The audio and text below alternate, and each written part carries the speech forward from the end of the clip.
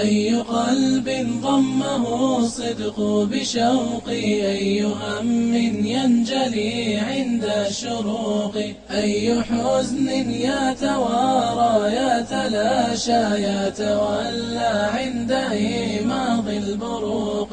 إنه القرآن يثرينا بهاء ويبث الروح في كل خفوق، ينعش الأجواء يحيي كل قلب صادق للخير يحياه يتوقي. إنه القرآن وحي وكفانا بهدى القرآن للعبد الغريق. دارنا كم حل فيها من معان شاهقات سامقات باللباء، دارنا والشعر فيك ازدان عزا يتباهى.